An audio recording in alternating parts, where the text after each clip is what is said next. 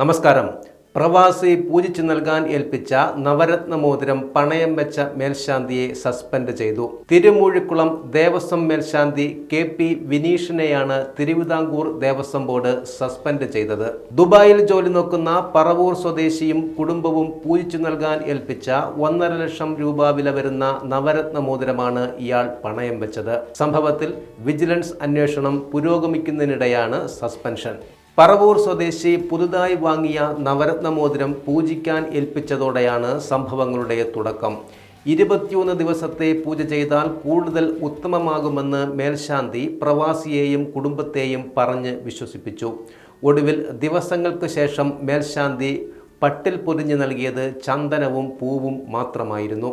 മോതിരം കൈമോശം വന്നെന്നാണ് മേൽശാന്തി പറഞ്ഞത്. പ്രവാസിയും കുടുംബവും ദേവസ്വം കമ്മീഷണർക്ക് പരാതി നൽകിയതോടെ സ്വകാര്യ ധനകാര്യ സ്ഥാപനത്തിൽ മോതിരം പണയം വെച്ചെന്ന് മേൽശാന്തി സമ്മതിച്ചു. അന്വേഷണത്തിനിടയിൽ പിന്നീട് മേൽശാന്തി മോതിരം തിരികെ നൽകി. എന്നാൽ വിജിലൻസ് അന്വേഷണ റിപ്പോർട്ടിന്റെ അടിസ്ഥാനത്തിൽ ദേവസ്വം കമ്മീഷണറുടെ ഉത്തരവ് പ്രകാരം സസ്പെൻഡ് ചെയ്യുകയായിരുന്നു. ഇതേസമയം മോതിരം യഥാവിധി രസീത് എഴുതി വഴിപാടായി ക്ഷേത്രത്തിൽ ഏൽപ്പിച്ചതല്ലെന്നും മേൽശാന്തിയുമായി വഴിപാടുകൾ നേരിട്ട് ഇടപാട് നടത്തുകയായിരുന്നു എന്നുമാണ് തിരുമൂഴിക്കുളം ദേവസ്വം അധികൃതർ പറഞ്ഞതെന്ന് അന്വേഷണ ഉദ്യോഗസ്ഥനായ വിജിലൻസ് SI SV ബിജു പറഞ്ഞു.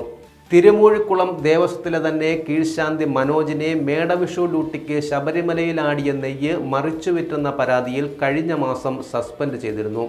2 ശാന്തിക്കാരും സസ്പെൻഷനിലായതോടെ തിരുവാലൂർ സബ് ഗ്രൂപ്പിൽപ്പെട്ട കീഴാനിക്കാവ് ദേവസ്വം ശാന്തി MG കൃഷ്ണനെ പകരം നിയമിച്ചു.